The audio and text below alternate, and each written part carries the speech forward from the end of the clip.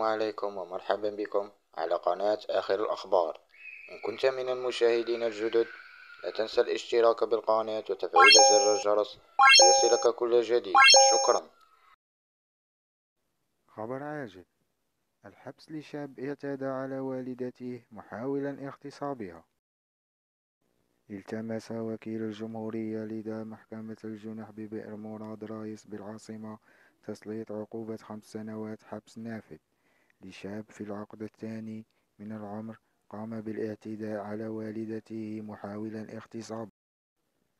وبالرجوع إلى تفاصيل قضية الحالة، المتهم مثل أمام هيئة المحكمة بموجب إجراءات المثول الفوري بعد شكوى رفعتها ضده والدته تتهمه فيها أن ابنها قام بالاعتداء عليها محاولا التعدي عليها جسديا، وبعد منعه قام بشتمها بأقبح الألفاظ.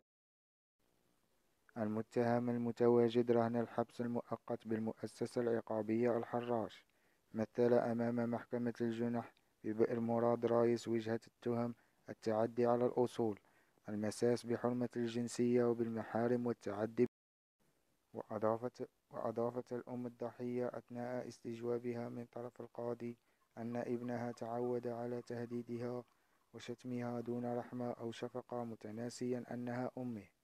كما صرح والده أن ابنه قام بشتمه وسبه ولم يقم بضربه، ملتمسا من هيئة المحكمة بإجراء خبرة عقلية لابنه وإدخاله إلى مصحة الأمراض العقلية لكي يعالج. هذا وقد أنكر التهم المنسوبة إليه، وأكد أن والدته حاولت طرده من المنزل ملتمسا بتبرئته. وحدد القاضي تاريخ النطق